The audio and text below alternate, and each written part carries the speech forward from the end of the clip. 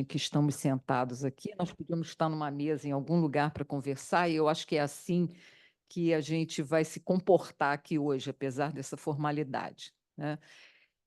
A Escola da Magistratura, já desde a gestão passada, tem tido uma preocupação de unir o que, na verdade, nunca pode ser separado, que é direito e literatura, né? Isso começou já na gestão da desembargadora Cristina Gauli, continua nessa gestão, e nestes períodos a gente tem procurado trazer para a Escola da Magistratura pessoas, em primeiro lugar, pessoas que são ligadas ao direito de alguma maneira, mas que também fizeram essa ponte entre o direito e a literatura. E é, o nome de José Roberto Castro Neves é um nome que a gente sempre lembra quando a gente pensa em ligar direito e literatura. Então, por isso está aqui hoje o nosso estimado professor e amigo, Dr. Roberto Castro Neves. Mas também a gente não pode deixar de registrar que, numa mesa que vai discutir esse assunto, também tem outras pessoas que têm que estar presentes, que são as duas outras pessoas que estão aqui ao meu lado: desembargador Cláudio Delotto e desembargador Renato Sertã. O desembargador Cláudio atualmente é vice-diretor da nossa escola, o desembargador Renato Sertã trabalha na nossa escola há muitos anos também, e são pessoas que já participaram, junto com o doutor Zé Roberto, de obras que ele organizou. E por que Shakespeare? Por que trazer uma obra que, na verdade, já está na sua sexta edição, uma obra que já foi para lá de comentada, já está traduzida para o inglês? Por que falar de Shakespeare? No dia 23 de abril, é comemorado o Dia Internacional do Livro. E eu nunca tinha me dado conta que, por uma coincidência ou não do destino, o 23 de abril de 1616 registrou a morte de dois grandes expoentes das obras literárias. Tem um terceiro, mas eu vou falar só dos dois: Shakespeare e Cervantes, e Miguel de Cervantes. E quando teve o Dia Internacional do Livro, nós registramos, nós temos um roteiro cultural que todas as semanas é divulgado pelo Instagram, graças à liderança nesse tema do Luiz, que está aqui com a gente, o Luiz Regaço, que está sempre nos ajudando nisso, e produzindo esse roteiro junto com as pessoas que trabalham com ele. E nós lembramos do evento, e aí nós voltamos a Shakespeare, né? Sempre é bom lembrar de Shakespeare. E aí, José Roberto, só para dar início a esse nosso bate-papo, que é assim que eh, nós vamos colocar essa roda aqui de exposição, a ideia era de trazer o doutor José Roberto aqui para que ele nos contasse um pouco dessa viagem que ele fez às obras de Shakespeare vistas por um jurista, né? E eu, quando fui reabrir o seu livro, nessa sexta edição, a gente já começa vendo essa ligação, porque ele é prefaciado por Judite Martins Costa, que diz, no início do prefácio, que a pergunta que parece guiar José Roberto de Castro Neves neste prazeroso medida por medida o direito em Shakespeare parece ser: como pode Shakespeare ajudar o estudante de direito? E aí, mais adiante, ela diz: a pergunta que efetivamente respondeu foi: como pode a literatura, a obra de Shakespeare em especial, ajudar a todos nós, juristas ou não, a melhor compreender o mundo, o direito que está no mundo e a nós mesmos? E, a partir daí, ela desenvolve algum comentário sobre direito e literatura, e aí ela pontua que, exatamente para responder a essa pergunta, seria, quer dizer, porque, na verdade, a pergunta é como pode a literatura, mas dentre as diversos autores que se poderiam pensar em tratar, por que Shakespeare, né? E aí ela mostra que na obra desse escritor, na obra de Shakespeare, que já foi denominado o inventor do humano, espécie de divindade secular, gênio entre gênios por sua milagrosa descrição da realidade e a extraordinária capacidade de fazer com que enxerguemos o que sem ele jamais enxergaríamos. E eu penso eu que talvez essa obra seja isso para nós, né? Mostrar para nós o que a gente consegue enxergar em Shakespeare que sem essa obra a gente jamais enxergaria. Exatamente porque, e ela define também que Shakespeare a obra de Shakespeare é uma obra clássica por excelência. E muitas vezes a gente tem um certo preconceito, né? Por que que a gente vai ler agora alguma coisa que foi escrita 500 anos atrás? Qual é que vai ser a utilidade? Eles não tinham internet, eles não tinham WhatsApp, eles não tinham nada disso. Por que essa preocupação de fazer isso? E aí eu acho que é isso que nós estamos aqui ansiosos por ver o doutor Zé Roberto Castro Neves responder. Por que que é tão importante a gente ler os clássicos, essas obras que alguns definem como obras sem prazo de validade? E só para terminar, que eu já falei demais e não sou eu quem vai falar sobre o tema, mas hoje, quando eu peguei no livro para só assinalar o que eu queria ressaltar no início, eu vi que nesta sexta edição existem as notas, estão aqui as notas das edições anteriores. E só lendo essas notas, sem reler o livro, a gente pode verificar por que a importância de ler, porque cada nota de cada edição mostra que todas essas obras, exatamente porque não tem prazo de validade, é possível a gente ler e reler e voltar a ler. Então, é esse o convite que a gente faz a você, e depois o Cláudio e Renato a gente pode fazer comentários a respeito. Esse convite, a gente quer saber por que Shakespeare, o que tem a ver Shakespeare, né? E como é que você fez essa viagem, tá? Quero só registrar também que está aqui conosco Luiz Eduardo Castro Neves, também um antigo jovem colaborador da nossa escola e escritor. Doutor Zé Roberto, tem a palavra. Então, primeiro, uma boa tarde para todos. Eu queria começar agradecendo a desembargadora Maria o convite carinhoso. É uma honra para mim estar aqui sempre, mais ao lado de professores e magistrados que eu tenho uma adoração. Renato, doutor Renato, doutor Delorto, são pessoas que eu tenho muito carinho, muito respeito. Para mim é uma alegria estar aqui. Obrigado. E obrigado a todos vocês que vieram aqui também, a todos os senhores, porque os dias são corridos, né? Então, a gente parar o que a gente está fazendo para falar de um assunto que, infelizmente, hoje em dia, as pessoas acham que é um assunto, sei lá, quase que um assunto menos importante. Na verdade, a gente falava aqui um pouco antes, se eu puder identificar um problema, essa palavra escolhida do nosso país hoje, é a falta de ética. Acho que é um problema muito grave do nosso país, de uma forma geral. Esses primeiros problemas todos se relacionam a isso. E a maior professora da ética, bom, vou falar aqui talvez os dois, a família que a gente traz, né, os nossos valores da família, dos pais, mas a literatura. A literatura é a grande professora da ética, porque pela literatura, né, você vai entender os verdadeiros valores, os bons valores, e a ética vai ser carregada nisso. E o Shakespeare é um maná de bons valores, de ensinamentos, né? Ele tinha uma ideia de ordem muito forte do que era certo, do que era errado, do que era bom, do que era ruim, portanto, parar as nossas vidas, né? Desligar um pouco do WhatsApp, do Instagram, da televisão, para falar sobre Shakespeare é um prazer para mim muito grande, e eu acho que não só um prazer, quase que uma missão.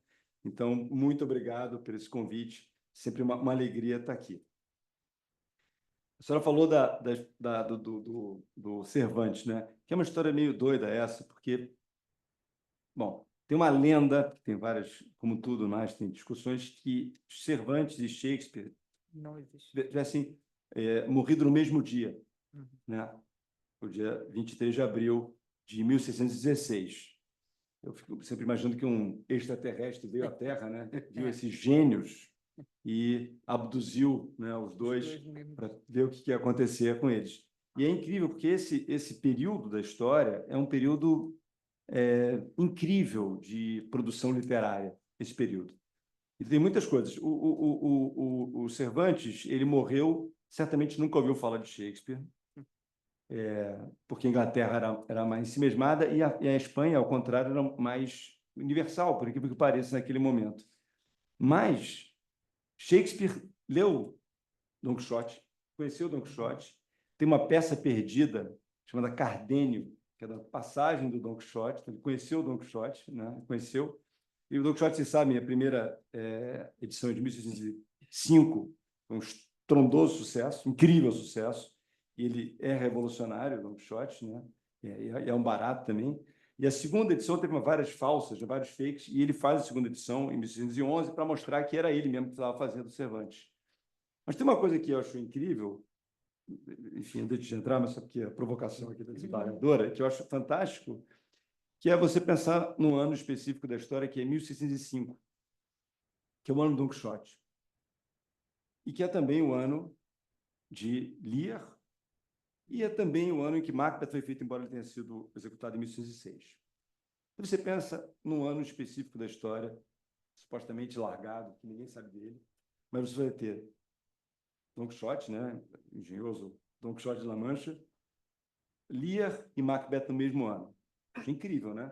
Você pensar que tantas obras no mesmo ano. Mas a coisa é mais complexa, porque é o seguinte, todas as obras, elas tratam de um tema, que é chegar à realidade por meio da loucura. A loucura como sendo filtro para chegar na realidade. Don Quixote, né, como a gente sabe, o engenhoso fidalgo Don Quixote, ele enlouquece, né, pelos livros, né, pelo amor que ele tem aos livros. Inclusive, tem uma cena muito boa que o pároco e tal, os amigos dele, o cura, tá louco, ele tem que queimar os livros dele, né? Tem que queimar os livros do Don Quixote, porque é a forma como ele tem para ser, porque ele fica enlouquecido com os livros de cavalaria e acha que é um cavaleiro, né? O cavaleiro da nobre figura e tal, e ele se apaixona por uma menina qualquer lá, ele chama de a muito formosa senhora Dulcinea de Toboso, né? Ele fica todo aquecido, e aí tem a cena que os caras vão queimar os livros dele. E na hora que estão queimando o livro, o cara diz, pô, tira do Cervantes, joga isso fora, que é muito ruim. Ele próprio se critica, né? É uma coisa meio brilhante, né? Neorrealista, né? Ele se coloca no livro e o cara esculhambando, esse cara é horroroso, fala pra caramba, não fala nada importante, joga esse cara, joga na fogueira. Enfim, mas ele enlouquece o Don Quixote para depois chegar à verdade. O Lear é a mesma coisa, né? O Lear, ele perde o chão também, quando ele é traído pelas filhas, ele já está naquela coisa de senilidade, né? Ele também enlouquece, né? É seguido pelo bobo e tal, enfim. E depois, vivo, né? Que ele ganha a verdade. Quando ele encontra o Gloucester, que é um amigo dele que ele trai, né? Que tiraram os olhos, o filho tirou os olhos do Gloucester, o Gloucester fala, quando eu tinha olhos, que conseguia ver, e o Didier sabe que enlouquece, ele vira o espião de Deus, uma passagem linda com a Cordélia, né? Enfim, ele enlouquece para chegar à realidade. E o Macbeth é outro, né? Que, pelo poder, ele acaba matando o rei, né?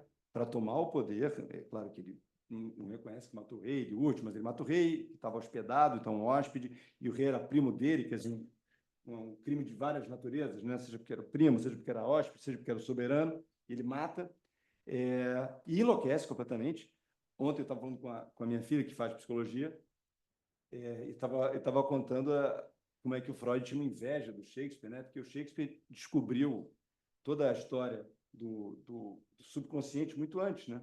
A Lady Macbeth, quando ela mata o rei, ela tem o sangue nas mãos, que só ela vê o sangue, né? Mas ela não consegue nunca limpar aquele sangue das mãos, por mais que ele tente limpar, né?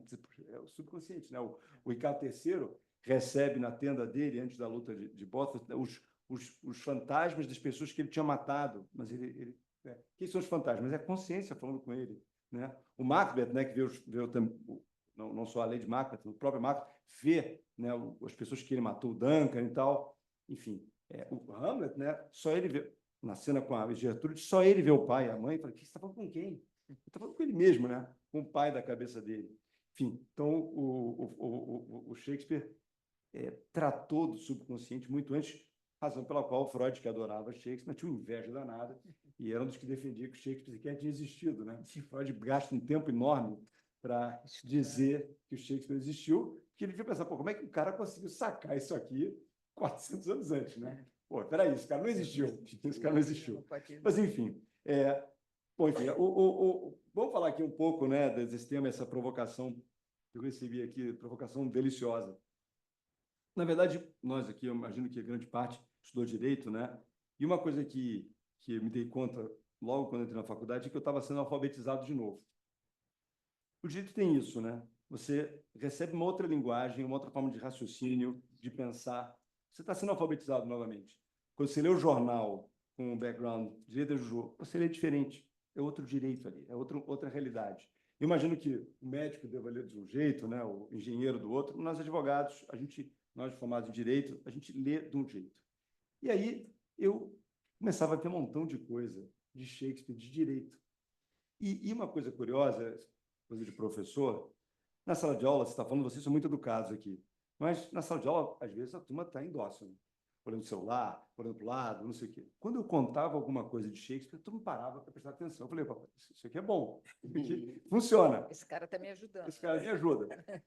E depois eu comecei a estudar mais mesmo, e o meu irmão está aqui. Eu sou um cara, entre os vários defeitos, uma pessoa obsessiva, é ruim isso, né? Eu acabo me envolvendo no negócio, começou a ficar coisa quase no limite da doença, e comecei a estudar muito, e comprar muito livro, e ver, enfim.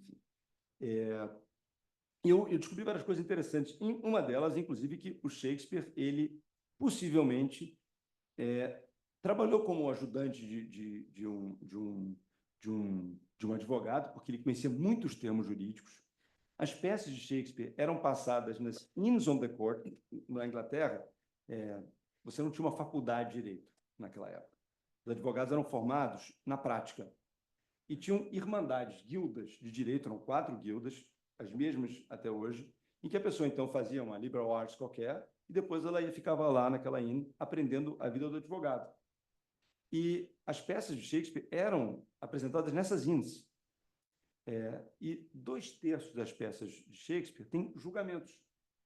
Porque o julgamento era um recurso dramático extraordinário.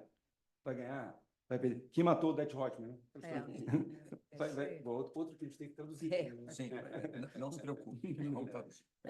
Enfim, esses temas de novela, né, é um recurso extraordinário do dramaturgo se valer disso, porque com isso ele prende a atenção de todo mundo. Né? Mercador de Veneza vai poder ou não vai poder tirar a libra de carne do Antônio? Sim, não, vai matar o Antônio, o que vai acontecer? Está todo mundo ali paralisado para ver o que vai acontecer, o desfecho disso. Então, ele se valia desses recursos, e no teatro londrino daquela época, ia ser uma loucura para ter o... É muito interessante, nessa linha, entender como é que ele começava as peças. Porque, se imaginar, né, os teatros, rapidamente, né, eu estou avançando um pouco aqui, mas estamos indo, né? O teatro londrino foi um fenômeno que aconteceu naquele momento. Londres era um lugar onde havia uma razoável liberdade, se comparado em outros estados, outros países. Isso é uma coisa muito importante, né? A liberdade acaba sendo fundamental para a arte poder frutificar, né? Então, você tinha não só a liberdade que você tinha naquele momento, mas a censura era muito, muito simples, não tinha grandes questões. Aliás, uma coisa curiosa, o censor chamava Edmund Tilney, era o Master of the Revels, era o senhor das festividades. E ele exigia que a peça fosse entregue para ele e apresentada para ele, muitas vezes, porque não queria ler. Então, a primeira coisa que fazia era Shakespeare apresentar para esse cara, então, sortudo, você imagina. Era o primeiro espectador e leitor de Shakespeare, era um cara que recebia um private, né, ali para a peça para ele. E o nome dele era Edmundo. E o Shakespeare, que era malandro, esperto, coloca um dos mais interessantes vilões do Lear, Edmundo, ele dá o nome do censor, né?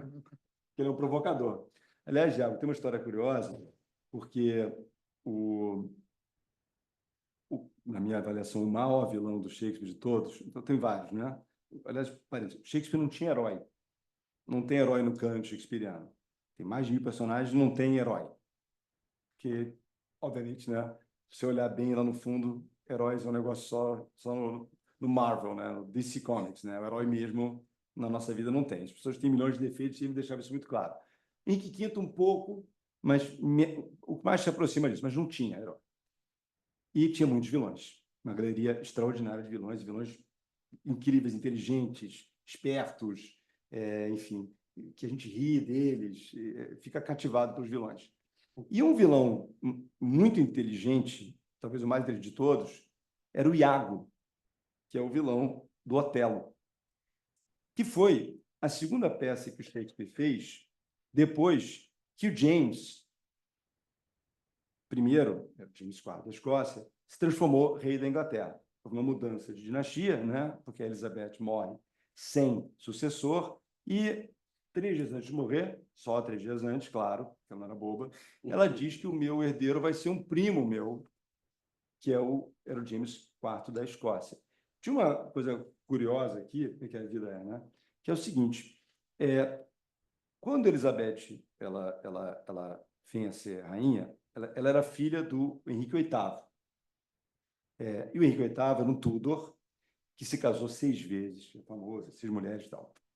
A primeira mulher foi a Catarina de Aragão, que era, imagina, filha dos reis espanhóis, Fernando e Isabel de Castilha, a super realeza. E ela teve uma filha só, que era Maria, que era católica, porque a mãe era católica, espanholaça, católica. Poxa, que bom, eu achei que você ia embora. Você estava ficando triste. Você voltou. Tudo bem? Como é que você está? Tudo bem? Que bom.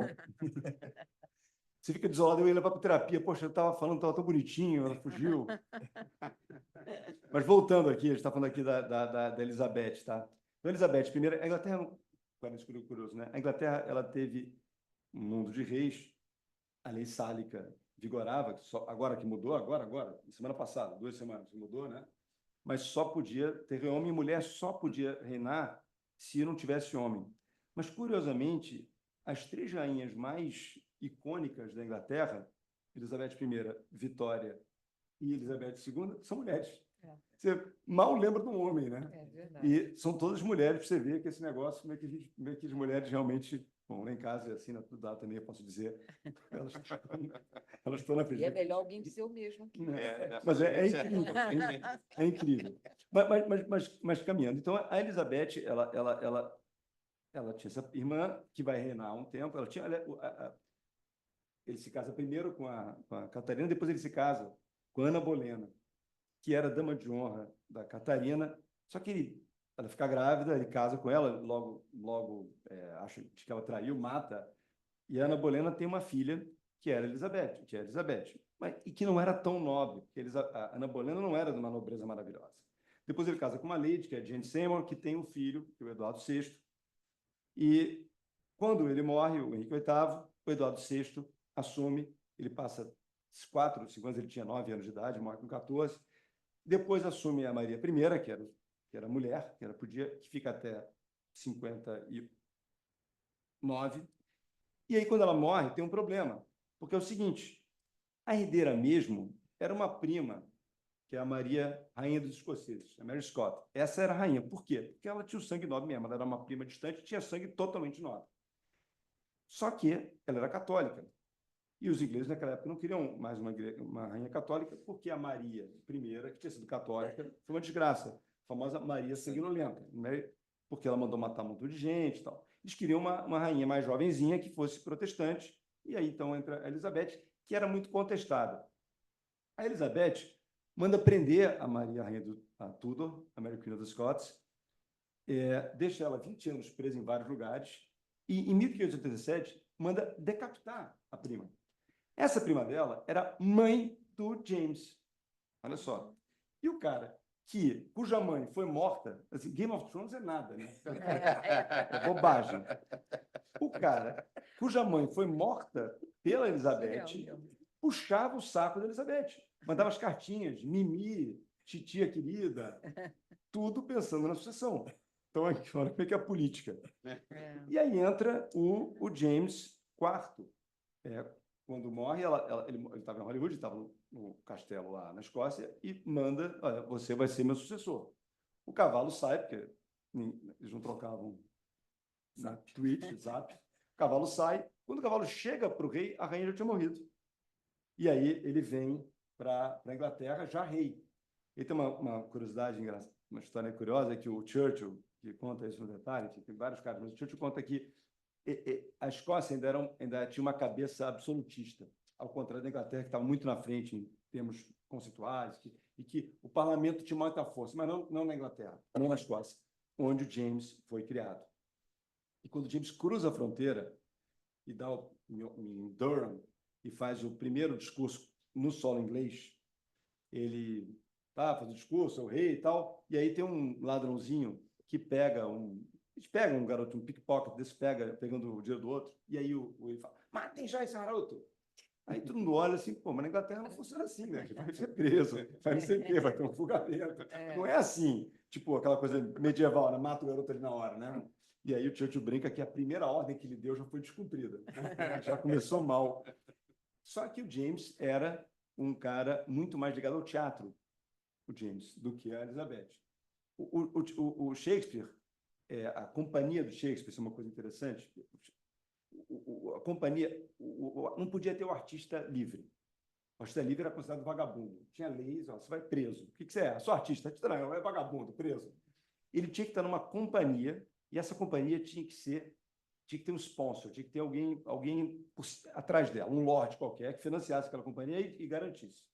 Pois bem, o Shakespeare era do Chamberlain's Man, o Lord Camerlengo, e quando morre Elizabeth, ele vira o Kingsman, a companhia do Shakespeare vira a companhia real. E aí ele ganha dinheiro mesmo, porque ele vai pelo menos uma vez por mês a se apresentar para o James e tal. Só que eu estava só contando, que é o seguinte, olha que coisa curiosa. A primeira peça que ele vai fazer, assim, logo depois do James entrar no poder, é Medida por Medida, que é uma peça muito provocativa. Porque é uma peça que fala do puritanismo, que era um movimento muito crescente na época, que acabou tomando o poder, né? O Lord Cromwell e tal, aliás, todos os advogados tomaram o poder em 42, então destruíram os teatros, e os puritanos eram contra o teatro, achavam aquilo uma bobagem, enfim, eram os bolsominions da época. Tomaram o poder, e eles totalmente contra a cultura, enfim, essa coisa toda, e ele faz uma crítica ao poder. O Medida por Medida é uma peça, que é o nome do livro, né? É uma peça muito crítica ao poder, e rapidamente vou contar a história para vocês. Tem há uma lei, tudo se passa em Viena, que era o lugar onde havia o cristianismo, então era uma brincadeira. E lá em Viena tem uma lei que ninguém usa há muito tempo. É uma lei que diz que se você fizer sexo com alguém fora do casamento, você tem que morrer. Só que é uma lei que há anos ninguém cuidava dela. E aí o duque, que vê que aquilo é uma bagunça, que ninguém cumpre a lei, diz, poxa, isso aqui temos que cumprir essa lei, porque é um absurdo, isso aqui é uma vergonha para mim. Só que ele disse, mas é muito impopular que eu exerça a lei. O poderoso tem cuidado também com a sua popularidade. Então ele acha um puritano, que é o Cláudio. Cláudio é um nome que o Shakespeare usa com alguma frequência, que é o claudicante. Então, o Cláudio, a gente tem um tio Cláudio, por acaso, igual o Hamlet. Então, o Hamlet é o tio do Hamlet, o Cláudio, que é o que claudica. Então, esse Cláudio, que é o puritano, diz, olha, você vai ficar no meu lugar e eu vou viajar e eu quero que você faça cumprir a lei. E o Cláudio diz, eu vou cumprir a lei. E aí pega um pobre coitado para dizer, desculpa, o nome dele é Ângelo. Cláudio é o que ele vai pegar. É o Ângelo, e o Ângelo, olha o nome que ele dá, Ângelo, né? Então o Ângelo vai e diz, eu vou pegar, e pega um cara que é o Cláudio, que teve um relacionamento com uma mulher que ele morava com a mulher, mas não era casado, porque ele estava procurando melhorar o dote. Mas ele era, de fato, casado de direito, não, e condena o cara à morte, uma lei que ninguém nunca usava. Esse Cláudio, desesperado, procura a irmã dele, chamada Isabela, que é uma freira to be, ela quer ser freira. E ela também, ela está num mosteiro das Clarissas, ela diz, aqui as regras são muito frouxas, ela já começa dizendo que eu quero as regras mais fortes, que eu sou mesmo firme. Aí ele chega para ela e diz, olha, meu amor, é o seguinte, eu vou ser morto, porque eu descumpri essa regra. Ela vai visitá-la na prisão. Será que você, que é tão linda, que é uma freira to be, né? Será que você não consegue convencer o Ângelo a me liberar? e conversa com ele, fala com ele. Aí ela vai vestida de freira para o Ângelo, que é o puritano, que é o certinho, que é o cara que não faz nada errado. E quando o Ângelo vê, ele fica corrompido e diz: olha, se você quer a liberdade do seu irmão, você me dá o seu corpo. E aí olha como é que a coisa já muda. Né? Aí ela fica muito, muito nervosa, mas ela, veja só, ela fica nervosa, mas ela topa o jogo. Ela topa ela pedir para o cara, né, não cumprir a regra, para ajudar o irmão. E aí o Ângelo tem um negócio, ai, se ela tivesse vestida aqui de prostituta, eu não tinha nada, mas aquele rostinho, vestida de aquilo, de freira, aquilo que me enlouqueceu, parado, caramba, né? Aí ela então, olha que minha história é engraçada, né? E atual, enfim. E aí ela então fala para o irmão, olha que absurdo, veja você, eu fui falar com ele, pedi ajuda, ele pediu o meu corpo para te liberar, e o irmão, pelo amor de Deus, pô, resolve isso. Pô, o que vai te custar isso? É a minha vida. Aí ela faz um truque, porque ela descobre que esse Ângelo tinha uma outra mulher que não quis assumir. Quando vai lá buscar, né? Aí ela chama Mariana. Então ela faz um acordo e faz o famoso truque da cama. Não sei como é que funcionava isso, mas o truque da cama, que tem outra peça de Shakespeare também, que é o Tudo Bem Quando Bem Termina, é o seguinte. A pessoa diz, então vamos para a cama, apaga a luz e entra outra pessoa na cama. O cara não percebe. Né? Então, ela disse, vamos lá, ela combina com essa Mariana, você que vai para a cama, tá? Não sou eu. E aí ela apaga a luz, a Isabela, a freirinha, sai fora, entra a Mariana, que já era conhecida do cara, vai para a cama, apaga a luz, e ele acha que traçou a Isabela. Só que, como um bom canalha, o Ângelo não cumpre a sua parte. Ele não manda liberar o Cláudio, que é o irmão da Isabela. E aí volta o Duque, que na verdade nunca tinha ido embora. O Duque tinha se fantasiado de frade, ficado olhando tudo, percebendo tudo que estava acontecendo. E aí, na hora final, ela conta pro Duque tudo o que aconteceu, e o Duque vê tudo, e claro, é uma comédia.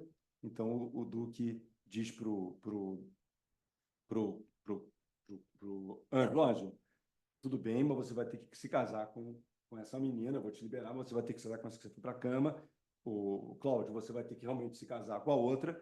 E ele chega, Isabela, eu quero me casar com você. E o engraçado dessa peça é que Shakespeare, tudo tem uma razão de ser, é que a Isabela não fala nada para ele. Não tem a resposta da Isabela. Então a gente fica sem saber se a Isabela topou aquilo ou não. E, enfim, eu gosto de pensar que ela não respondeu nada, porque ela nunca é casada, aquele mané, né?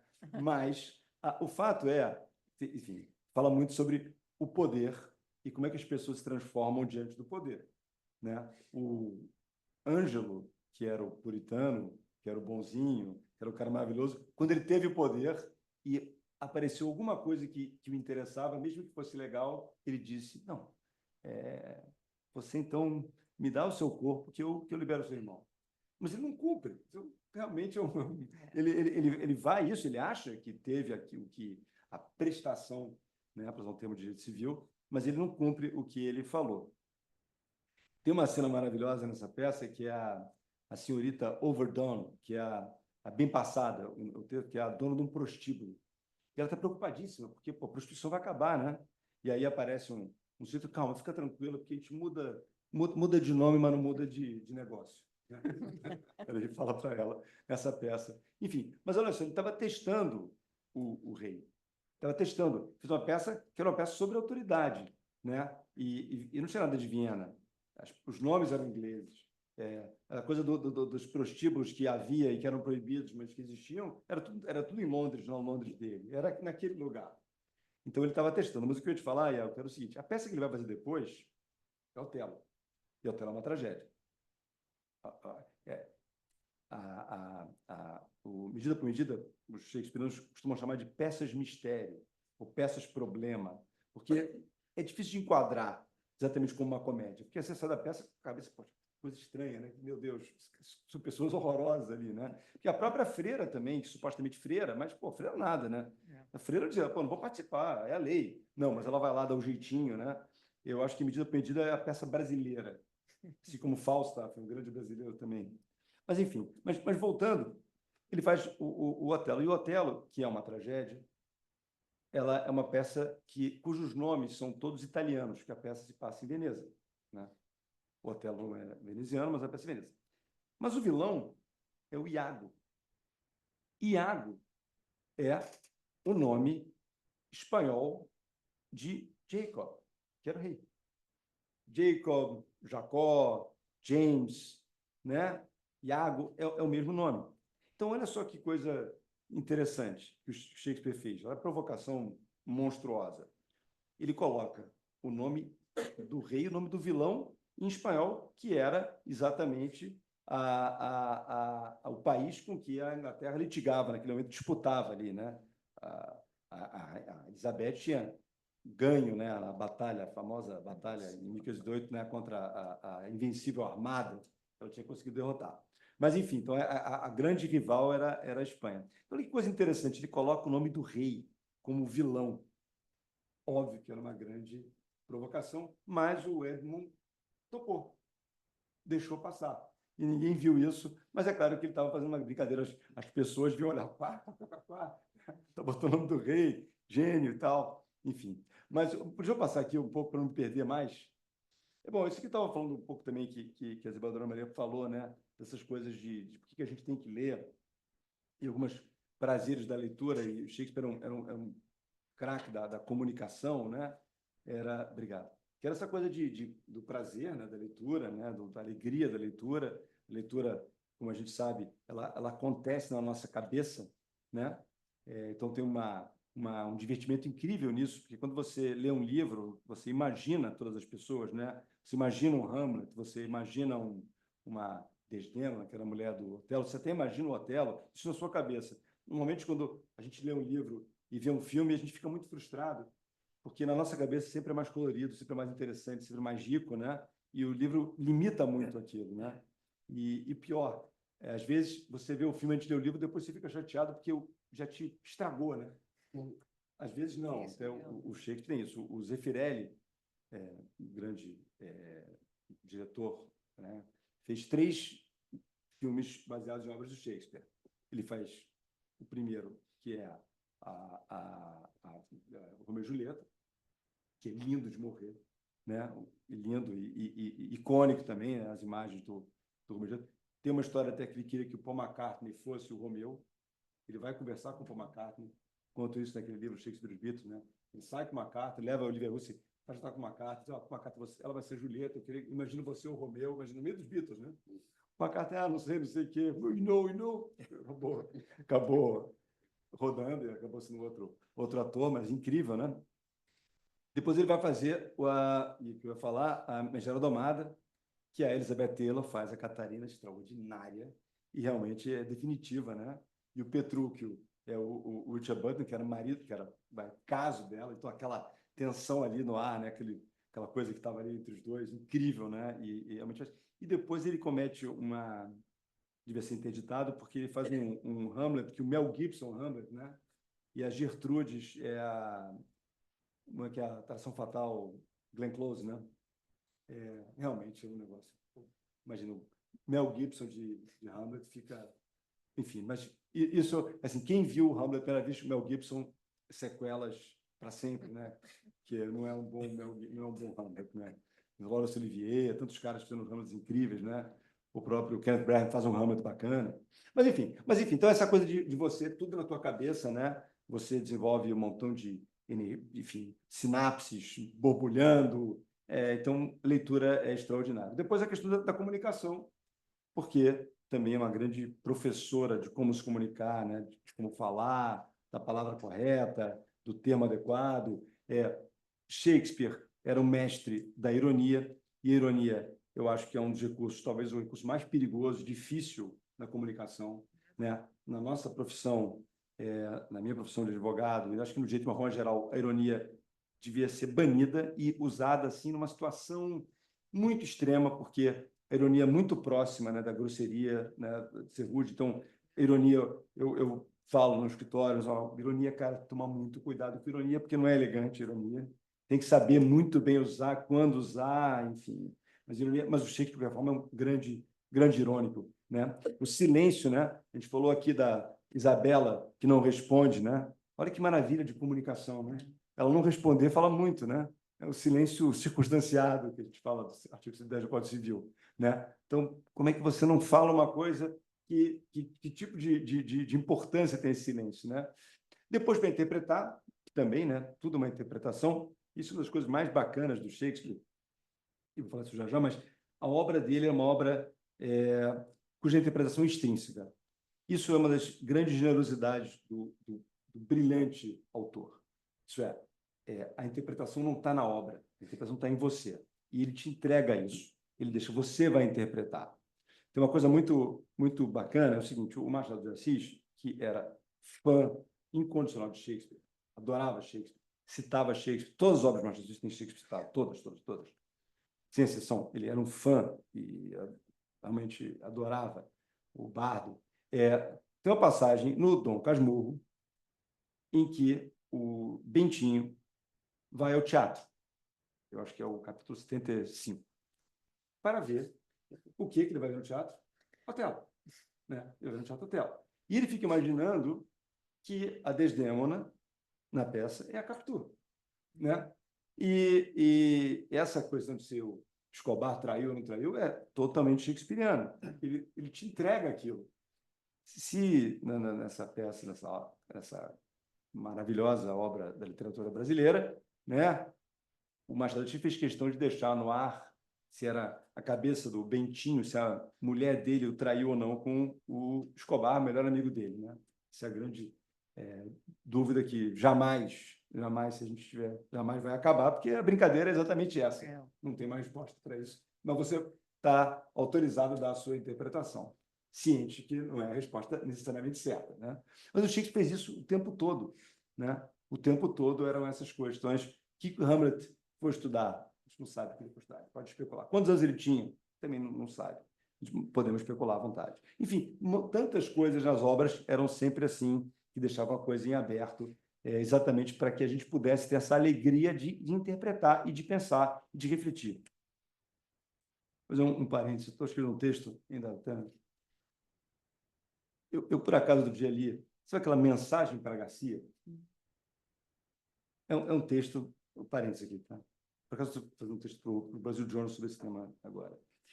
É um texto de 1898, de um escritor chamado Robert, que era um americano, que morreu no naufrágio do Lusitânia. É curioso isso. Esse eu vou fazer uma carta simples, que era assim, ele publicou no jornal, um jornal que ele editava, chamado The Philistine. E esse texto de Mensagem para Garcia conta a história da guerra americana com a espanhola, em que o presidente McKinley tinha que entregar uma mensagem para o general cubano, o líder da oposição, porque nessa guerra os Estados Unidos queria libertar Cuba, na verdade queria pegar Cuba para ele próprio, foi o que aconteceu. 1889. E aí, mas como é que a gente vai achar esse general? Ninguém sabe onde ele está. O general está perdido no sertão de Cuba. Aí o cara disse, eu sei um homem que fará isso. Aí chamam lá o tal do oficial, cujo nome agora me esqueço, esse cara faz qualquer coisa. Então tá bom. Aí o presidente entrega essa carta para o general Garcia. O cara pega, enfia a carta no bolso, não pergunta nada, não quer saber de nada, e se mete no negócio, vai e encontra o tal general Garcia. E aí, é um texto curto que virou um fenômeno, como assim, esse cara cumpre a missão. Esse cara entregou a carta macia. É assim, aquela missão que tem que ser cumprida. E eu fiquei pensando se isso é um bom exemplo. Se, na verdade, hoje, a gente quer esse cara que cumpre a missão do Garcia, ou o cara que diz assim, cara, quem é Garcia? Qual é a mensagem? E por que eu estou fazendo isso aqui? E eu acho que, na verdade, a gente precisa estabelecer qual é o bom modelo para esse negócio. Porque no mundo hoje, a gente quer uma pessoa mais crítica do que aquele louco que se meteu, nem sabia o que ele estava escrevendo, nem sabia para quem ele estava entregando. A gente tem que ter esse espírito crítico de entender o que a gente está fazendo, né? E aqui, de novo, eu sou muito obediente nas minhas coisas, acredito na obediência, acho que ordem é fundamental, a disciplina é fundamental, eu sou um cara muito disciplinado, fomos criados assim, com muita disciplina, mas com espírito crítico, né? Então, você questionar, perguntar, não significa que você é um rebelde. Senão, de que você... essa pessoa que pergunta, ela melhora o sistema, né? Porque normalmente as perguntas são boas, né?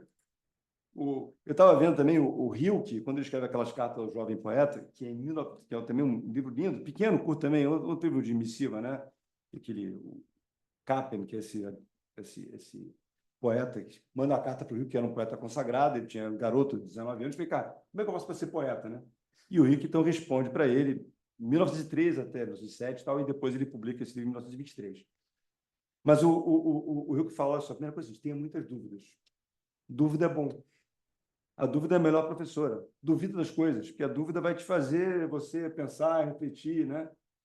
Então, enfim, então essas coisas de interpretação, de dúvida, quanto mais a literatura te questiona, melhor a literatura, né? Mais rica ela vai ser, né? Mais interessante. O direito é muito dialético, né? Tem aquela história do Miguel de Unamuno, que foi um grande filósofo mais recente, filósofo cristão, inclusive, e ele diz o seguinte: fé sem dúvida é fé morta. E é isso, né? Se você toma as coisas e acredita naquilo sem questionar, sem uma reflexão maior, pô, ferrou. Aquela tua fé é um santo de areia, né? Para que a fé seja forte, ela tem que ser questionada e você faz aquele santo de ouro maciço, né?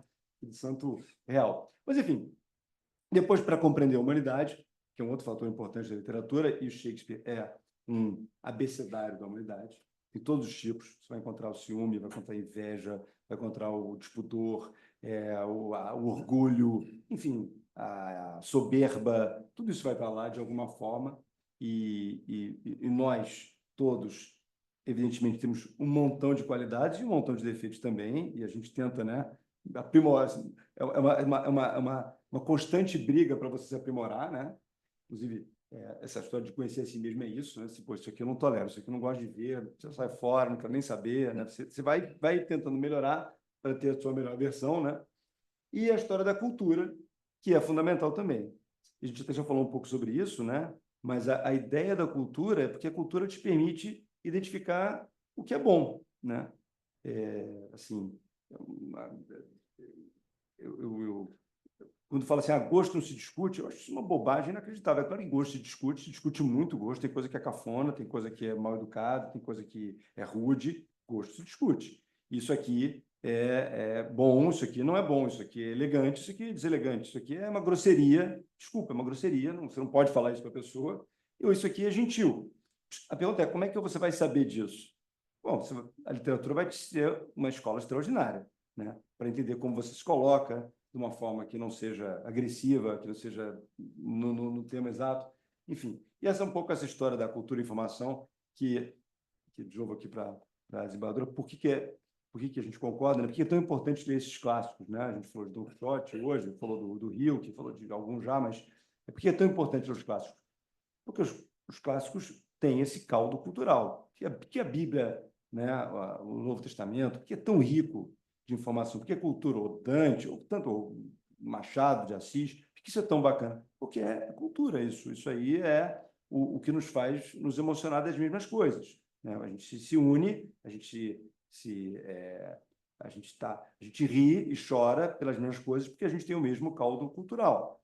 Talvez uma pessoa sei lá, do Afeganistão, um rincão qualquer na África, tenha outros valores, outras culturas, ria de coisas diferentes, né?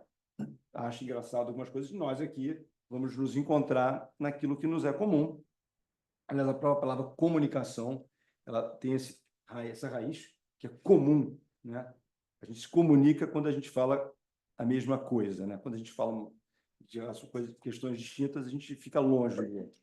Enfim, e hoje a gente tem muita informação e pouca cultura, né? Esse é o nosso grande problema. Aliás, um grande problema também é o fato de que, vou falar na minha casa, meus filhos, cada um vê um programa diferente no Netflix, ou semelhante, né?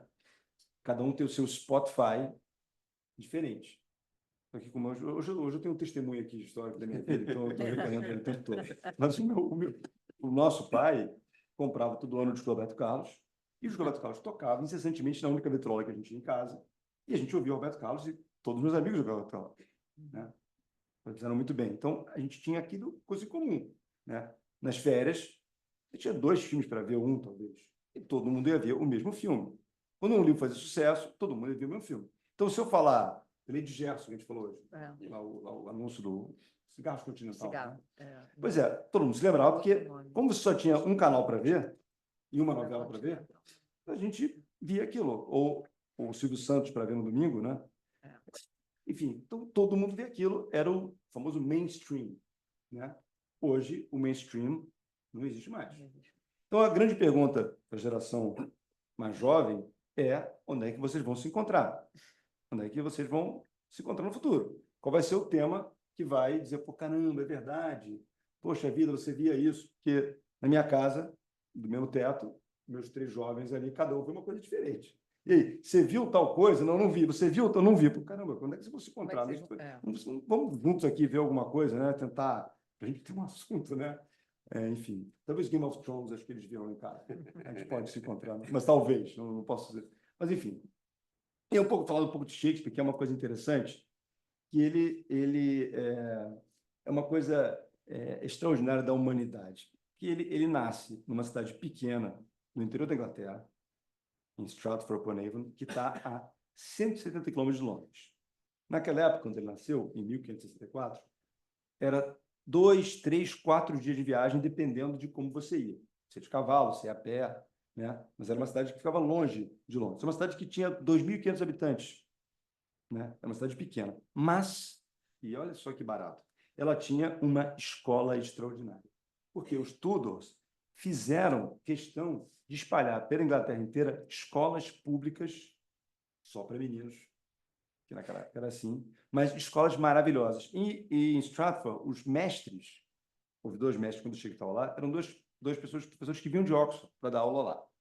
Então ele, criança, estudava de segunda a sábado, domingo ele ia à igreja, todo mundo ia à igreja, era obrigado à igreja, tá? Mas segunda a sábado ele tinha aula e tinha acesso aos clássicos.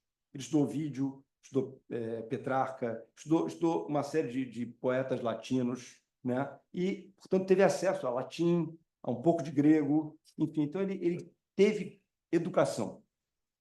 E aqui, senhores, o parênteses mais importante que eu vou fazer hoje, certamente, que é o seguinte: a gente falou de ética, mas, no fundo, né, é educação, né? Esse é o grande tema no Brasil também, né? Dar uma educação melhor. Porque a educação é que vai permitir que as pessoas progridam, que elas adquiram dignidade, que elas possam trabalhar, possam correr atrás. Então, a educação faz uma nação. E os ingleses sacaram isso há muito tempo. E os Tudor fizeram grandes escolas. Isso foi a virada da Inglaterra, de um país medieval para a Renascença inglesa, que é um pouco mais tardia do que a Renascença italiana, que é a Renascença até dos Países Baixos, mas vem com a escola, com o estudo, com a educação. E Shakespeare foi esse cara, então ele morava. E quando ele tinha 18, 19 anos, ele engravida uma moça que era bem mais velha que ele, que tinha 9 anos a mais que ele, que se chamava Anne Hathaway.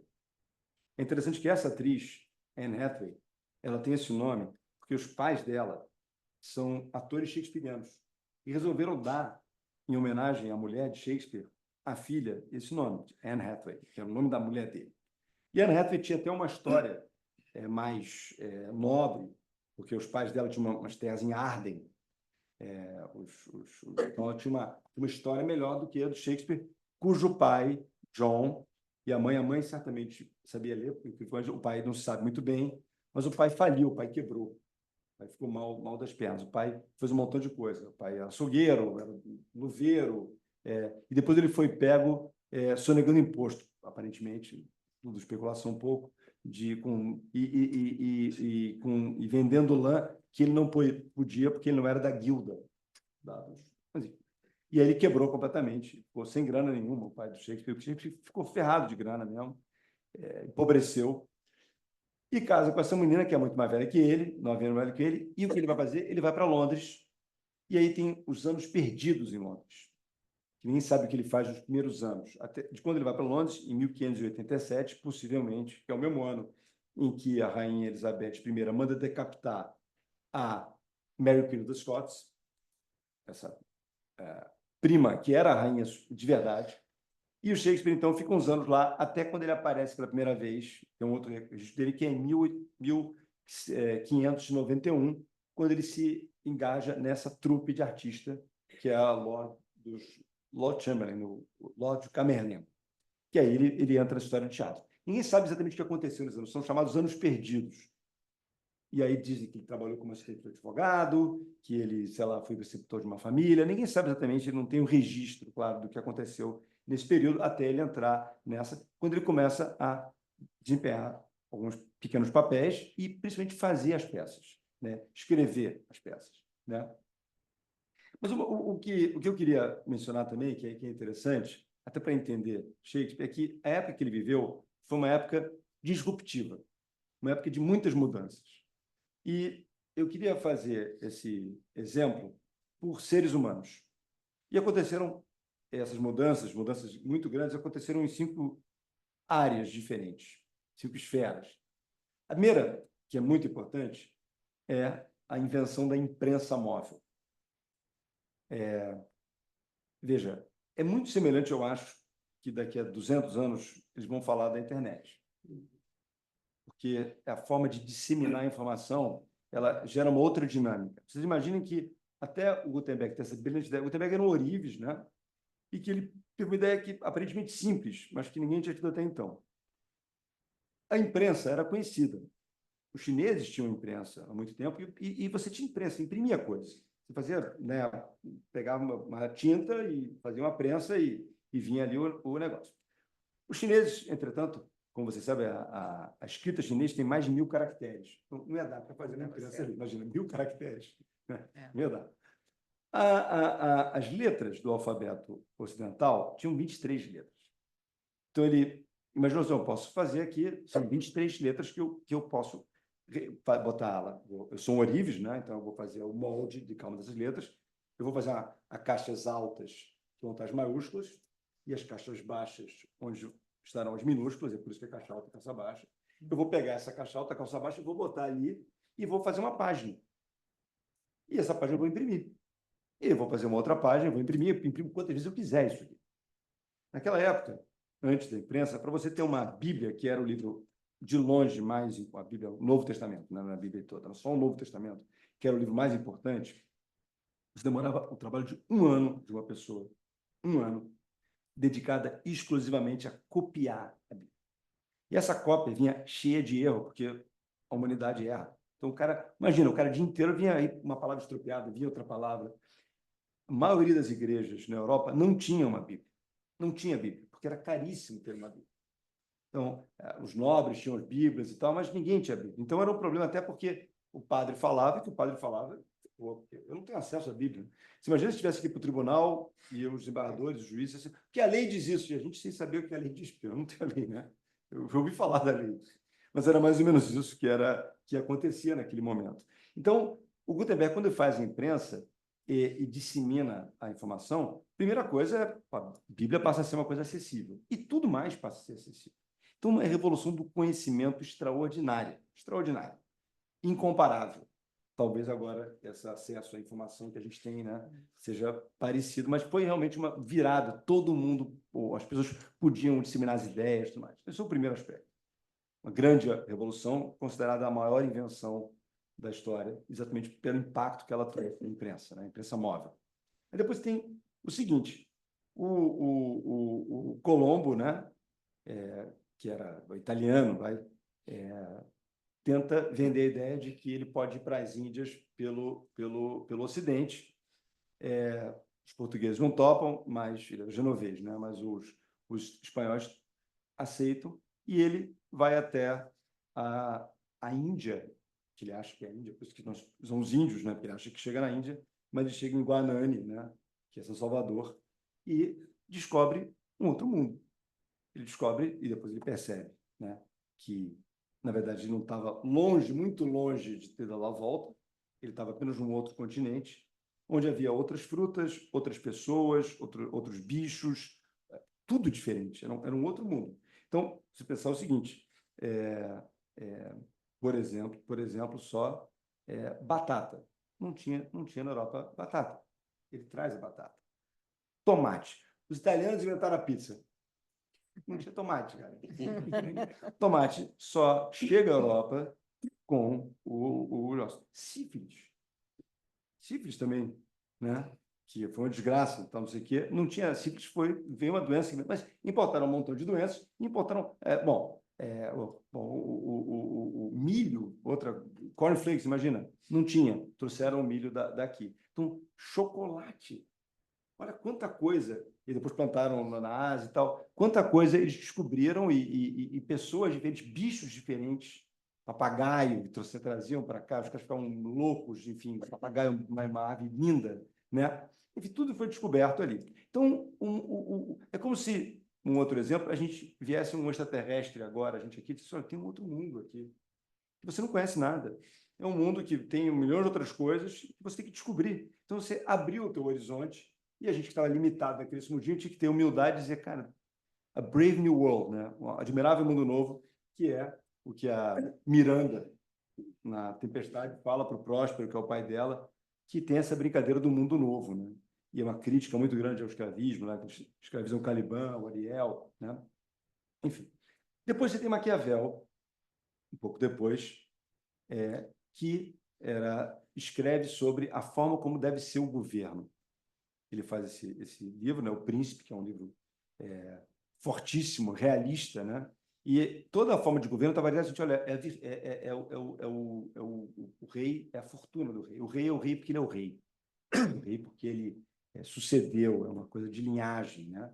E o Maquiavel, de uma forma muito dura, sem nenhum tipo de refresco, mas olha só, o rei tem que ser duro. O rei ele tem que ser demagógico. E o que vai fazer o sucesso do rei não tem nada a ver com a fortuna dele, tem a ver com a virtude dele, a virtude, que é o tema que ele usa, que é como ele governa. Então ele falava umas coisas assim, bizarras, olha só, notícia boa, você dá aos poucos, notícia ruim, está tudo junto. Ele falava assim, com maior tranquilidade, né? Então, ele ensinava ao governador como ele deveria ser, né? Não ser misericordioso, até chamar outras pessoas para dar notícias ruins também, para se poupar. O príncipe foi uma revolução na política, porque era política real, era como deveria ser. Se isso não é uma coisa boba, de o rei, porque não, cara, só, você quer ser governar, você tem que ser um cara duro para caramba, não pode ser misericordioso, não tem essa de ser generoso, não, você tem que ser firme. Ele dava conselhos ao soberano e mudou a política, e até hoje o príncipe é um livro de cabeceira de todo político. Depois você vai ter a Revolução religiosa. Até então, a igreja era a única fonte de saber inquestionável. Quando Lutero edita lá, em 1513, 1517, as 95 teses, né, no dia de Todos os Santos, em Wittenberg, olha que curioso, Wittenberg é de onde sai Hamlet, né? Exatamente dali, das luzes. E antes do Hamlet, Wittenberg é para onde vai estudar o Fausto do Marlowe. O Marlowe, um parênteses aqui que eu poderia durar o resto da nossa conversa.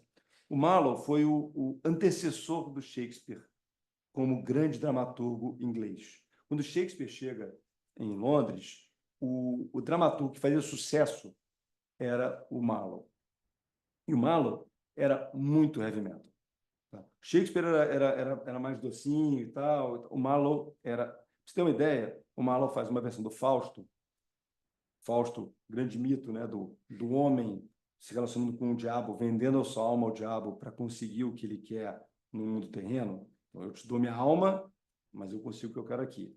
Que é uma metáfora extraordinária sobre os desafios da vida, né, e o que você faz para atingir o seu fim, né? Aliás, Maquiavel já dizia que os fins ficam os meios, né? Enfim, é um tema também muito forte, né, de ética, né? Mas o Marlowe fez, antes de Shakespeare, o Fausto, e muito antes do Goethe, que também fez outro Fausto bonito, mas no Fausto do Marlowe, o Fausto, quando acaba a peça, é levado pelo diabo. O Marlowe faz uma peça que o diabo ganha. O diabo ganha. Então, você imagina o público inglês, em 1592, vendo uma peça e o diabo ganha no final. O diabo leva o cara, porque ele vendeu a alma para o diabo e vai embora. Então, o cara ia para casa com assim, caramba, o Goethe não tem coragem de fazer isso muito depois. Na hora final, o Goethe dá um jeito, aliás, um parênteses também, parênteses, do parênteses, parênteses, né? Mas o Fausto do Goethe, que é bem posterior, que é 1808, ele é uma peça contratual, porque o Fausto ele combina com o diabo, com Mefistófeles. Aliás, o diabo chega como um cachorro, é interessante isso, né? O cachorro é como o diabo chega para se aproximar, mas ele faz uma coisa que é o seguinte: se eu tiver a paz de espírito, você me entrega a alma. Se eu ficar tranquilo, por um minuto que seja, se eu ficar satisfeito, você pode levar minha alma. Esse é o acordo do Fausto, no Goethe. E o Fausto conhece a Gretchen, né, a Margarida, né? Ele viola a Margarida fica grávida, ele não assume, ele mata o irmão da Margarida. E quando ele descobre todas aquelas desgraças que ele fez, ele pergunta, ele fica bravo com o diabo, né? E o diabo pergunta: vem cá, por acaso eu obriguei você a fazer alguma coisa? As escolhas são todas suas. Eu não escolhi nada por você, eu só te dei os meios, mas as escolhas foram suas. Forte, né? Só que, como é uma peça jurídica, ele diz: mas o contrato não foi cumprido, porque eu, em momento algum, fiquei realmente feliz. E aí o Henry Fausto, né, que é o Fausto do Goethe, é o Henrico, o diabo não leva a alma dele. Mas no Marlowe leva a alma, vai embora. Mas, enfim, o fato é, o Shakespeare, que eu estou falando disso aqui, que o Fausto vai para Wittenberg, porque é a mesma coisa, porque Wittenberg virou o lugar das luzes, porque foi onde Lutero botou lá, afixou as 95 teses, que eram uma crítica à Igreja. A Igreja, com as suas festas nababescas, com os padres, uma vida faustuosa, com os pedidos de pagamentos, né? Enfim, ele criticava tudo isso. E, naquele momento, houve um racha. Vocês sabem, né? Ele foi condenado foi julgado em Worms, um julgamento grande em Worms. O próprio Carlos V, rei imperador, foi lá e ele diz: não vou baixar a cabeça, isso aqui é o que eu acredito. Ele foi firmíssimo. Aí ele vai escondido, ele fica alguns duques da Alemanha o protegem. Tem uma coisa interessante aqui, que é o seguinte: nesse momento que ele está preso, ele traduz a Bíblia latina, né, a Vulgata, para o baixo alemão. E é uma coisa interessante sobre comunicação aqui também, porque nessa hora que o Lutero está preso e resolve traduzir a Bíblia, ao invés de ele traduzir a Bíblia para o alto alemão, que ele poderia fazer, que ele era um cara culto, ele faz a tradução para o baixo alemão, que é o alemão que as pessoas falavam. E, com isso, ele garante que mais pessoas vão ter acesso. Então, foi uma ideia de marketing genial, que, aqui entre nós, é a mesma ideia que o São Jerônimo teve no século IV, que quando São Estevão, quando o Papa, né, o Damaso, na verdade, Damaso I, que pede para que ele faça a Bíblia, ele traga a Bíblia que estava em aramaico e grego, ele traduz para o baixo latim, o latim do povo, o latim vulgar, isso que é a Vulgata, né? Enfim, mas aí o Lutero, ele diz: olha, a interpretação você que dá, e quebra o paradigma, outro paradigma da Igreja como sendo a senhora exclusiva dona da verdade.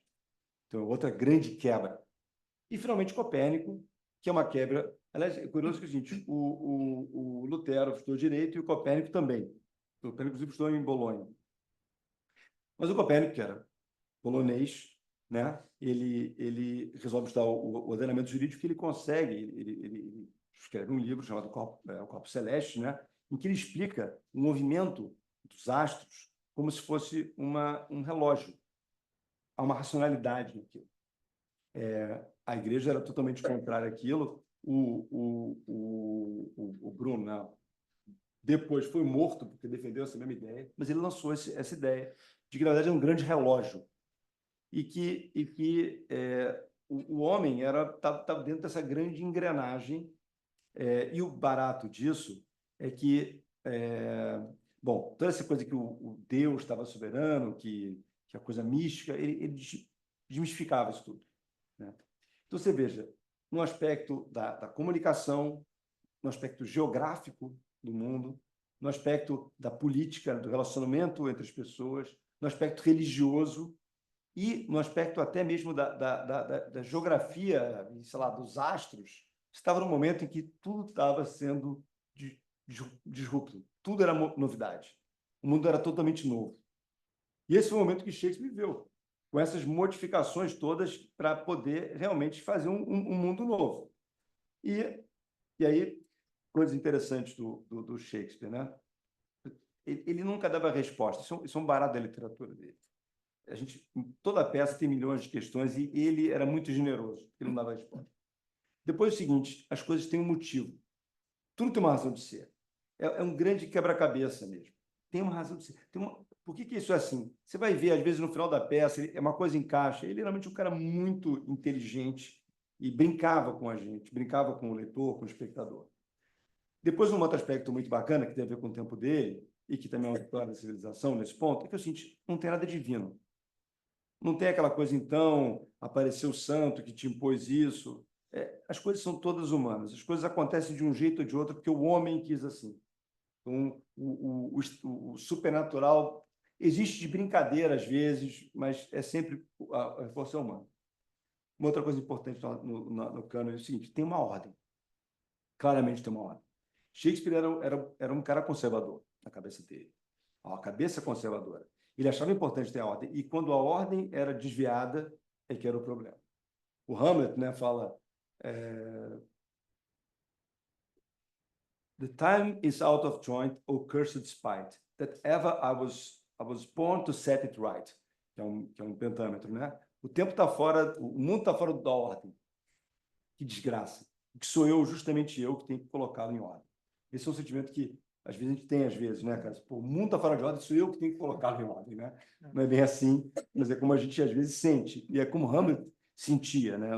Nesse pentâmetro lindo, né? Então era uma ordem. E depois o seguinte, o homem é complexo. Então, isso aqui não é uma novela mexicana que tem o malvado e tem o bonzinho. Primeiro, a gente já falou aqui, o bonzinho não existe. E o malvado é capaz de coisas lindas. O primeiro grande vilão do Shakespeare, que é o Arão, pelo Tito Andrônico, que é a primeira tragédia que ele faz, que era um negro, era malvado mesmo. Ele fala, eu quero fazer maldade, eu quero fazer coisas horríveis.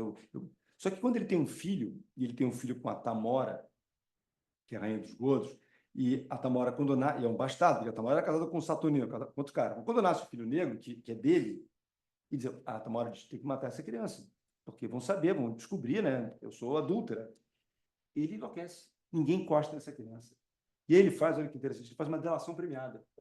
Para salvar a criança, ele topa. Eu digo aqui quem fez o negócio da delação premiada no Arão. Então, ele tem a situação. Os vilões são capazes de atos lindos também. Eles são psicopatas, sociopatas, mas eles também, em algum momento, têm remorso. Né? O Ricardo III, que é outro grande sociopata, né? Ele, antes da batalha de Portsmouth, que é a batalha definitiva, que ele vai morrer, inclusive, ele recebe os fantasmas e se arrepende daquilo, né? Vai, volta. Então, assim, o ser humano, ele não dá para você botar ali uma lapela, esse cara é bom, esse cara é mau, né? Isso eu acho que é uma reflexão importante para a gente ter, até para ter empatia pelas pessoas, porque todos nós temos dificuldades, temos acertos, e você perceber os momentos difíceis que a pessoa está passando, né? E errar, todo mundo vai errar. O Shakespeare sempre falava essa questão do erro, né? Das dificuldades que as pessoas tinham, da inveja, da soberba, da loucura, né? Do ciúme, né?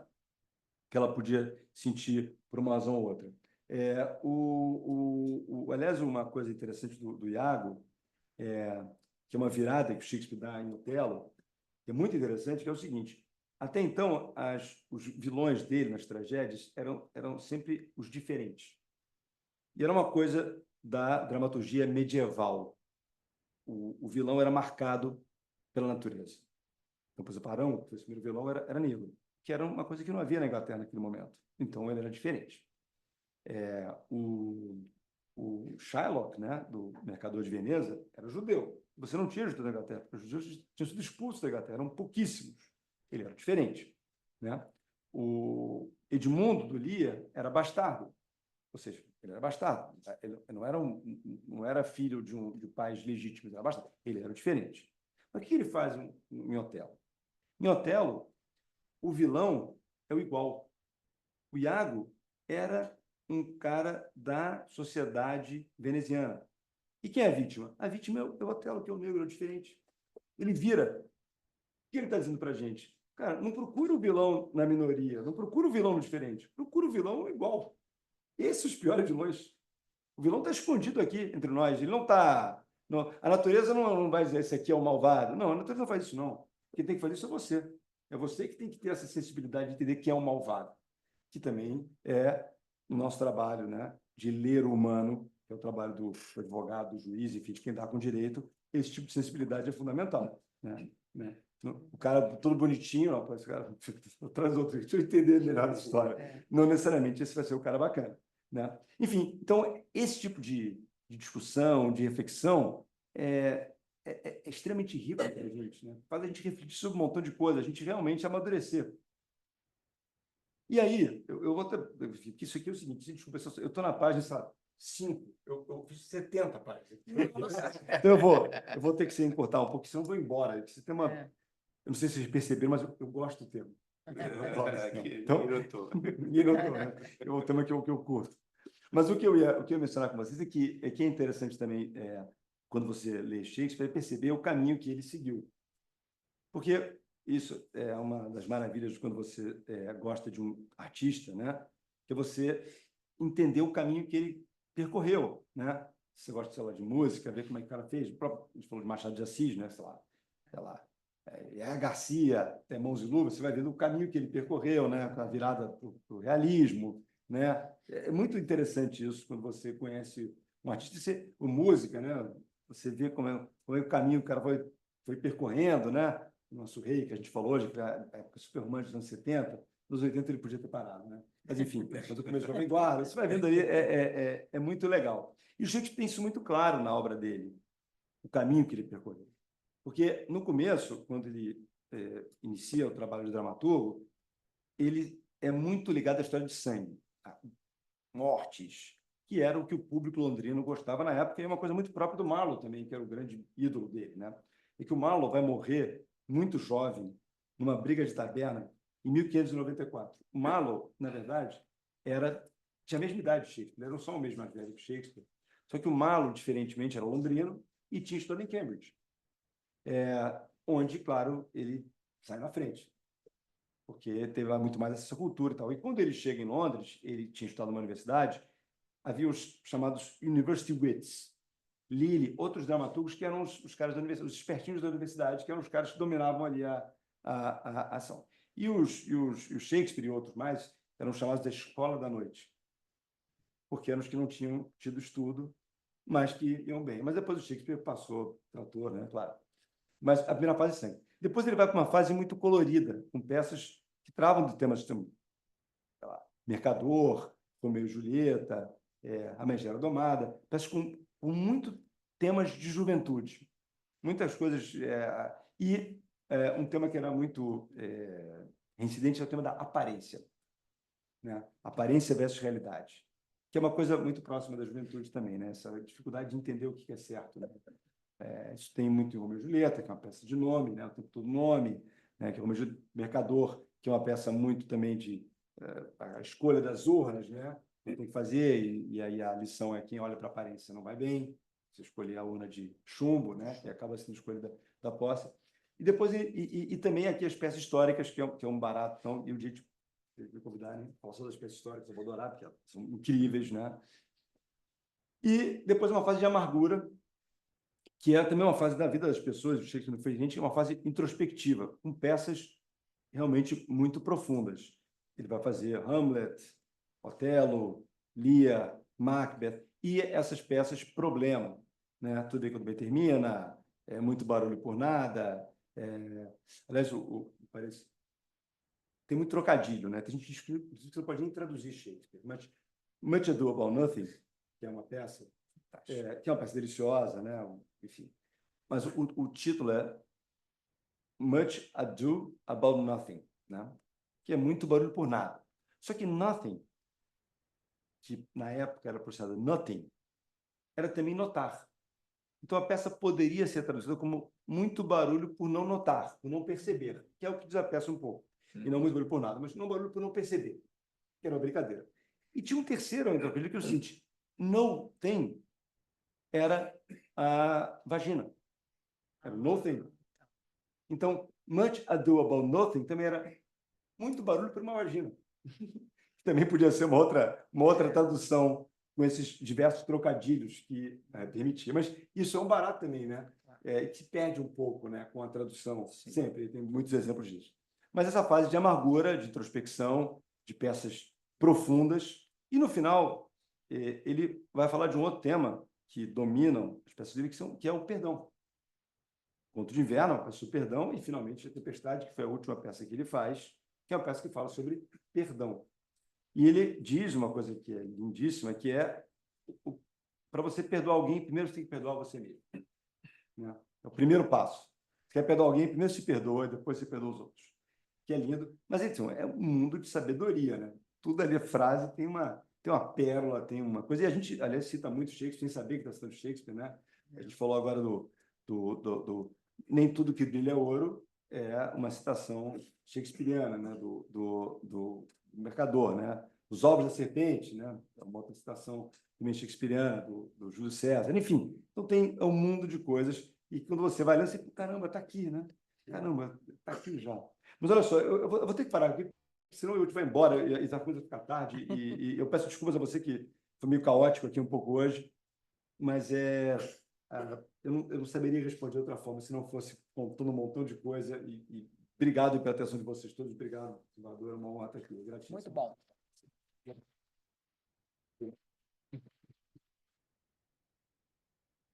E aí a palavra está aberta aqui para... Eu tinha que fazer taquigrafia, assim, para poder anotar tudo tudo que nós ouvimos hoje. E aqui não vai passar de um brevíssimo comentário, primeiro porque podíamos ficar em silêncio meia hora só para pensar, refletir. O Hamlet, a última frase do Hamlet é: o resto é silêncio. O resto é silêncio. Acaba. Não é? E de modo que para mim, o que vem com mais força nesse passeio que nós demos, guiados pelo nosso amigo Zé Roberto, como Shakespeare é plural, como ele nos convida a refletir em cada passo, e como podemos chamá-lo de o grande símbolo da literatura, né? E isso me remete a várias obras do nosso incansável escritor, José Roberto Castro Neves, sobre direito e literatura. Ou seja, como a literatura, muitíssimo bem representada pelo Shakespeare, ela nos convida a refletir. Né? Quando há um tempo atrás, a gente não tem quase nunca tempo de se encontrar, mas às vezes no telefone, muito rápido, eu mencionava o seu livro sobre direito e literatura e fiz uma menção, uma lembrança de um autor brasileiro que me é muito caro, que é Érico Veríssimo, que você menciona naquela obra sobre direito e literatura, e que, como Incidente em Antares, uma das obras mais fantásticas dele, Depois do Tempo e o Vento, né? O Vento é o concurso, e que nos mostra uma sociedade muito hipócrita, como de resto quase todas elas são, e de repente uma greve dos coveiros faz os mortos se levantarem. E aí eles se levantam e vão ajustar contas com a sociedade. Escuta, mas chegou a minha hora, espera aí, como não tinha coveiro, não ia ser enterrado. Então, dentro daquela mágica que o Érico Veríssimo nos traz, ele descreve as aventuras em poucas horas que aqueles insepultos, né, resolvem voltar e faz uma visitinha para os seus familiares. E a dona Quitéria Campo Largo chega na casa, uma dama da sociedade muito rica, chega na mansão onde ela vivia e acha que vai encontrar as filhas chorosas e, de repente, elas estão disputando as joias que ela deixou de uma maneira assim, para lá de deselegante, começam quase que se estapearem, e isso me fez lembrar, porque a gente lida com direito civil. Eu, há alguns anos, me fixei na PUC em direito das sucessões, né? E, portanto, sucessão legítima e sucessão testamentária. O que a nossa Quitéria faz? Aparece, aquela insepulta. Mamãe, você está aqui! Não dá nem bola, porque... Ah, mas que maravilha! Quer dizer que eu vim aqui para ver vocês por uma última vez, achando que vocês estavam se lamentando pela minha ida. E, no entanto, vocês só têm atenção para o destino das minhas joias. Não seja por isso. Passa a mão naquela mesa enorme daquela casa, daquela mansão, aquela mesa de jantar, passa a mão em todas, com os braços, pega todas as joias, se dirige ao banheiro, joga todas no vaso, puxa a válvula e diz: está resolvido. O Rio Uruguai herdou as minhas joias. Quer dizer, é o melhor testamento que eu já vi, que eu tenho notícia. Aquilo me marcou, e quando o Zé Roberto menciona o Veríssimo, menciona o incidente em Antares, aquilo me veio direto. Quer dizer, e isso é apenas uma entre milhares de facetas que nos são apresentadas, a grande síntese da literatura, que é Shakespeare, como, em geral, ela nos ensina, e não só a literatura, né? Quer dizer, a música, o cinema, as artes em geral, né? Eu fico, às vezes, na dúvida, uma coisa que ele nos trouxe hoje: será que eu gosto mais do livro ou do filme? Qual é o filme que, a mim, mais impressionou em todos os tempos? Em todos. Imbatível. E O Vento Levou. Eu li o livro 2 vezes. É imenso. Eu não sei te dizer se o livro é superior ao filme em muitos aspectos, porque a gente consegue... Deixa eu falar uma coisa rápida. Sim. Primeiro é o seguinte, uma pena que a gente não ouve mais o nosso Érico Veríssimo, porque ele estava totalmente em consonância com ele, fantástico, né? Daquela coisa do cabo e tal, mesma coisa, né? Agora, o Vitor Levou tem uma coisa que é extraordinária, que é uma atriz shakespeariana. A Vivian Leigh, que nasceu na Índia, foi para a Inglaterra e era uma atriz shakespeariana, casada com a Laurence Olivier. Sem dúvida. Os papéis todos, ela fez todos os papéis shakespearianos. Ela fez Shakespeare de formação. Quando o Seuzekiel diz que vai fazer O Vento Levou, que era um mega best-seller, ela se aproxima e diz: não vai ganhar nunca. Imagina, uma inglesa para fazer o papel da Scarlett O'Hara, que era uma sulista, não vai levar nunca. E várias outras americanas se propuseram fazer o filme de 39. Sim. Vou fazer. Pô, e a Vivian Leigh leva uma atriz shakespeariana. Olha o Shakespeare ali. Exato. É Shakespeare total. Não, é perfeito. Aquilo é obra-prima, em todos os sentidos. Maravilhoso, né? Enfim, e ficaríamos também horas a falar. Mas isso é o que me encanta, né? Quer dizer, me parece que aqui a arte salva. No mundo conturbado que nós vivemos, a gente se salva pela arte lato sensu, pela literatura, pela pintura, pela música. E não é à toa que nós aceitamos com tanto prazer, né, os convites periódicos que o Zé Roberto nos fazia, né? Eu tive a honra de participar uma vez na comparação do direito com a música e outra, né, com os filmes, quando os advogados vão ao cinema. E o nosso amigo Cláudio Delorto nos brinda com o feminino em Shakespeare, né, que eu reli recentemente, né, para me inspirar. De modo que é com essa brevíssima referência que eu passo a palavra para o Cláudio.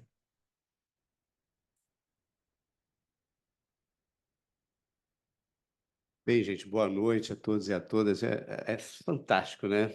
2 queridos amigos, e ouvir o Zé Roberto e a Ana capitaneando esse projeto, que é um projeto vitorioso da Escola da Magistratura do Estado do Rio de Janeiro, que é exatamente permitir que a gente tenha uma possibilidade de fazer um debate como esse, na verdade, uma viagem como essa que o Zé Roberto nos proporciona aí nos livros todos dele, né, maravilhosos, onde você consegue ver essa conexão da literatura com o direito e, obviamente, essa matriz, não é, que vem no código shakespeariano aqui, de mostrar que a humanidade continua, o ser humano é o mesmo em qualquer época, em qualquer ocasião. E antes de vir para cá, foi coisas interessantes, eu estava numa reunião da Comissão de Gestão de Inteligência Artificial do Tribunal.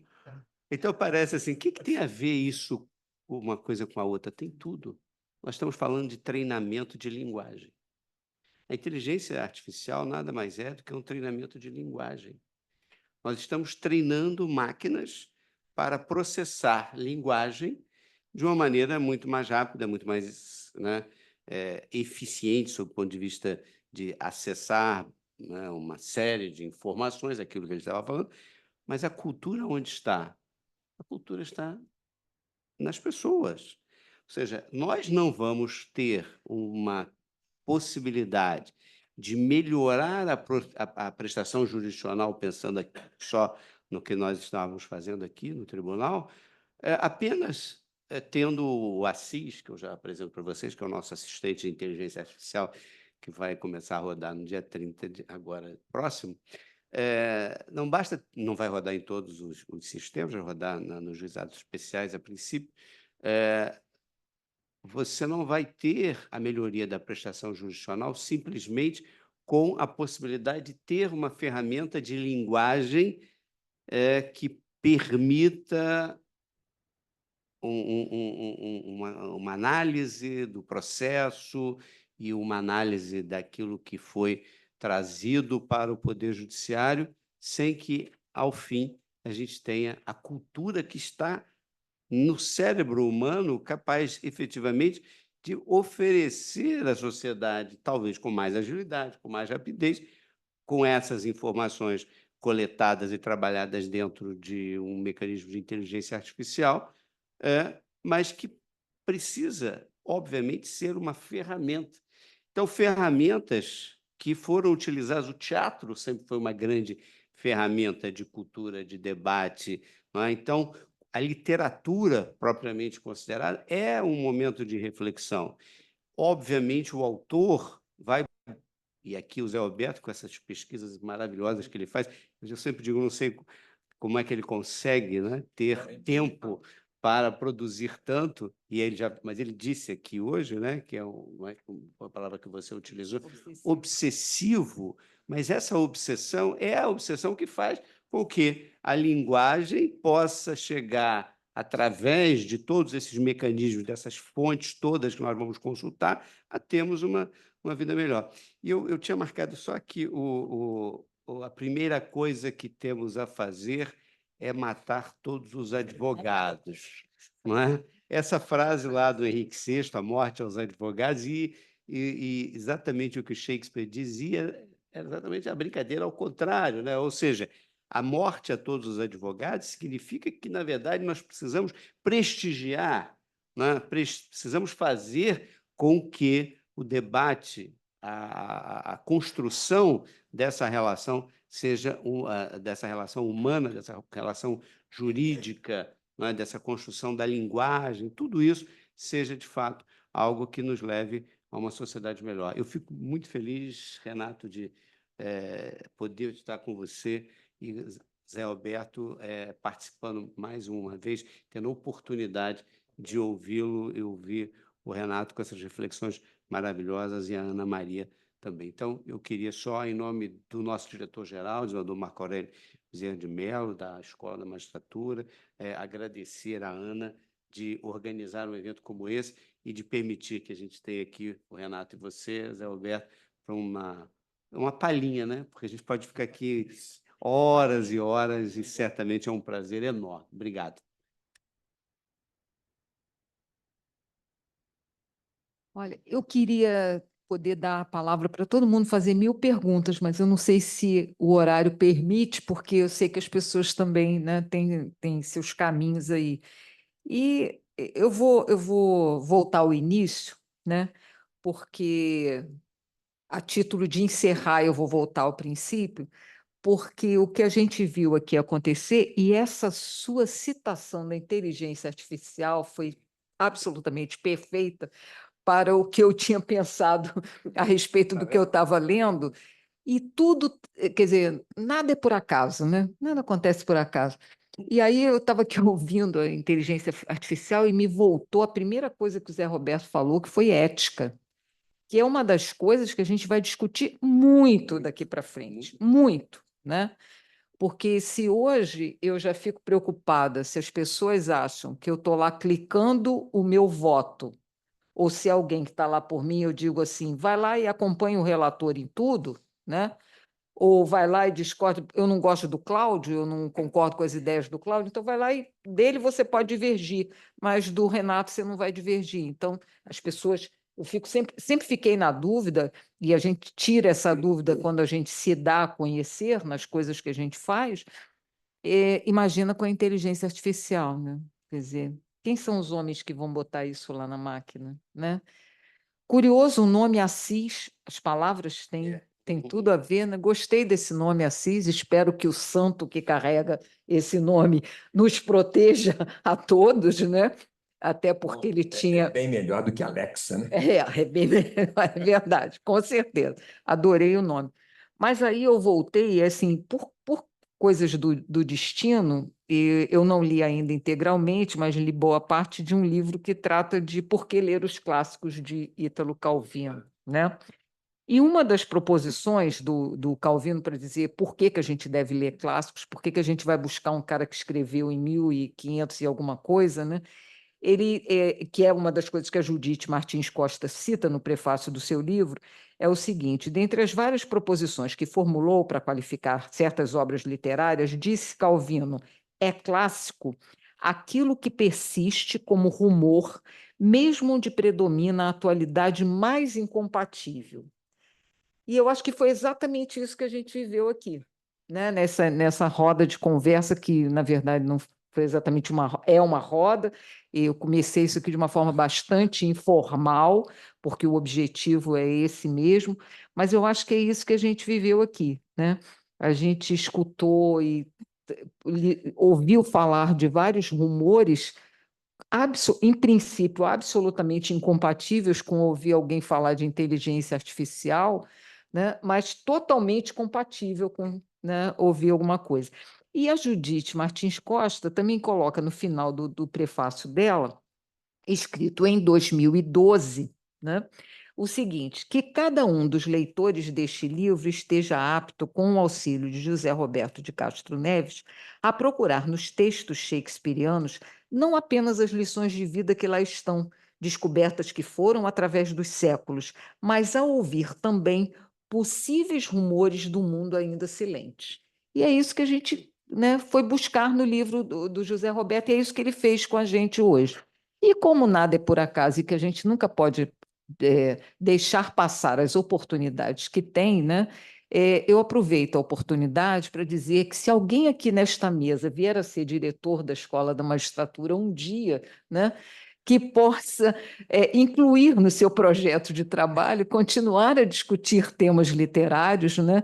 E uma coisa que nós já pensamos aqui, que pode ser que a gente consiga fazer, é trazer o Zé Roberto para não ficar só, né, uma hora e pouquinho falando, mas para nos falar mais prolongadamente sobre Shakespeare. Esse trabalho de literatura tem feito algumas oficinas, e aí a gente ainda não enveredou para tratar de obras clássicas de autores estrangeiros.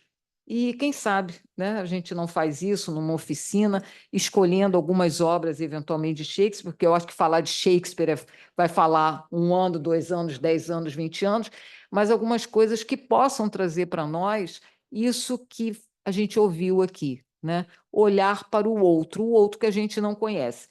E, por fim, a gente tem juízes que chegaram há pouco tempo, né, para o nosso tribunal, que o que a gente faz a vida inteira é olhar para o que o outro faz, né?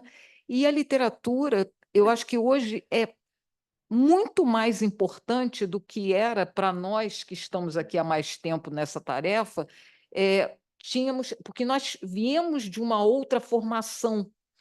Nós não fomos alfabetizados em meio eletrônico, né? Agora a gente tem que lidar com a inteligência artificial.